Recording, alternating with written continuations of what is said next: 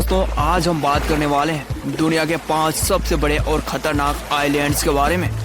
और लास्ट वाले आइलैंड के बारे में जानकर आप कभी भी यकीन नहीं करेंगे, जो हमारे देश का ही हिस्सा है। तो बने रहे वीडियो के अंत तक, हम आपको बड़ी ही विस्तार से जानकारी देंगे।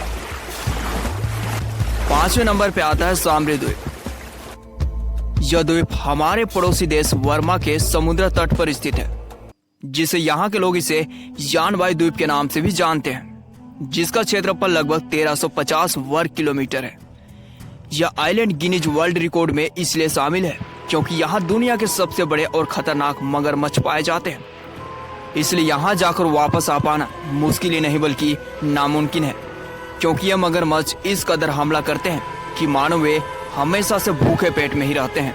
इसका एक उदाहरण हमें दूसरे विश्व युद्ध के दौरान मिलती है, जब 1000 जापानी सैनिक युद्ध हारकर वर्मा से इसी रास्ते से लौट रहे थे, लेकिन अचानक इनका सामना यहाँ के मगरमच्छों से हो जाता है। उनके पास पर्याप्त मात्रा में वेपन्स होने के बावजूद भी 1000 सैनिकों में केवल 20 लोग ही अपनी जान बचा पाए और बाकी के 980 सैनिक यहाँ के मगरमच्छों के शिकार हो गए। इसलिए इतने लोगों का जानवरों द्वारा मारा जाना इतिहास का सबसे दर्दनाक घटना थी, इसलिए इसे गिनीज वर्ल्ड रिकॉर्ड में शामिल किया गया। नंबर 4 पे आता है आइसोल या गैओल आइलैंड। यह आइलैंड इटली में स्थित है। वैसे तो यह आइलैंड दिखने में काफी सुंदर और मनमोहक है, लेकिन इसके सुंदरता के पीछे कई रहस्यों को समेट कर रखा है, जिसे आप यकीन नहीं करोगे। इस आइलैंड की सुंदरता की वजह से कई लोग इसे प्राइवेट खरीदना चाहते थे और कई लोगों ने खरीद भी लिया था, लेकिन खरीदने के बाद आइलैंड तो वहीं रहा, लेकिन खरीदने वाले नहीं रहे। इसे सबसे पहले जर्मनी के आर्टो ग्रूनबैक ने खरीदा था,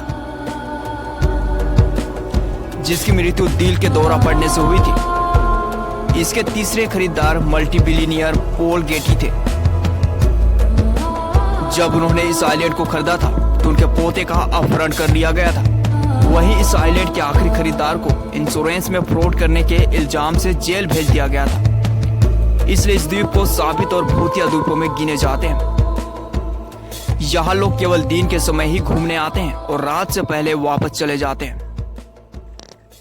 नंबर 3 पे आता है सेबल आइलैंड। यह द्वीप अंटार्कटिक महासागर में स्थित है, जिसकी कुल लंबाई 42 किलोमीटर और चौड़ाई 1.5 किलोमीटर है।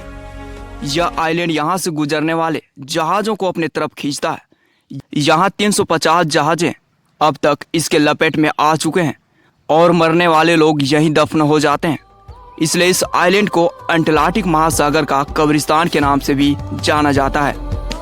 यहाँ जहाजों के टकराने का मुख्य कारण यहाँ उपस्थित रेत है, जो दूर से पानी के समान ही दिखाई देता है और तेजी से आ रही होती जहाज अपनी गति कम नहीं कर पाती है और कुछ करने से पहले ही जहाज इस द्वीप से टकरा जाती है। कहा जाता है कि जो भी जहाज इस आइलैंड के समुद्री एरिया के अंदर आ जाती है वह कभी भी वापस नहीं निकल पाता है, इसलिए जहाज अब इसकी समुद्री सीमा से दूर होकर गुजरते हैं। नंबर 2 पे आता है गुड़ियों का द्वीप। यह आइलैंड भी उन भूतिया और डरावनी द्वीपों में एक है। इस आइलैंड में आपको बहुत सारे खिलौने डॉल्स पेड़ों पर लटके मिलेंगे।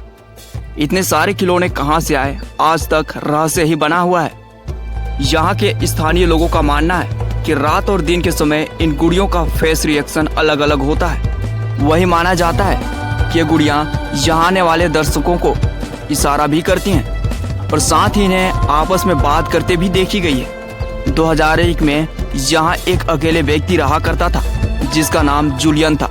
जूलियन को यहाँ एक बच्ची की डूबने के बाद तैरती हुई लाश मिली थी और जूलियन ने उस बच्ची के लाश को इसी आइलैंड में दफन कर दिया और इस घटना के बाद उसे वहीं एक गुड़िया भी मिली। कहते हैं कि जूलियन ने उसे पेड़ पर टांग दिया और उसे एक के बाद एक गुड़िया मिलती चली गई। उसने बच्ची की आत्मा की शांति के लिए सारी गुड़ियां पेड़ पर टांग दी और खुद उसकी मौत साल 2001 में इसी आइलैंड में हो गई, सेंटिनल द्वीप। अगर मैं कहूं कि आज भी हमारे देश में ऐसे लोग मौजूद हैं जो नग्न होते हैं और एक छोटे द्वीप को ही अपनी दुनिया मानते हैं। वे बाकी दुनिया से अनजान है। उन्हें प्रगति नाम की कोई चीज ही मालूम नहीं। उन्हें ना तो खेती करनी आती है और ना ही उन्हें आग जलानी आती है। वे आदि मानव की तरह ही शिकार पर निर्भर हैं। कुल मिलाकर उन्हें देखने से ऐसा लगता है कि पहले के आदि मानव काल फिर से दोहरा रहा हो। दोस्तों, यह द्वीप भारत के अंडमान निकोबार द्वीप समूह का एक हिस्सा है। यहाँ के लोग पहले जमाने के तौर तरीके से जीवन यापन कर रहे हैं। वे किसी भी बाहरी लोगों से बिल्कुल भी संपर्क नहीं बनाना चाहते हैं। आज तक इस आइलैंड में जो भी गया है वह वापस लौट कर नहीं आया है, क्योंकि यहाँ के सेंटिनल्स आदिवासी लोग उनकी हत्या कर देते हैं, उनके लाश को बीच पर लटका देते हैं, मानो कोई संदेश हो कि यहाँ आना यानी कि मृत्यु को हासिल करना। भारत सरकार ने भी इन लोगों से संपर्क बनाने की कोशिश की, लेकिन कोई सफलता नहीं मिलने पर साल 1997 के बाद से संपर्क बनाने की कोशिश छोड़ दी।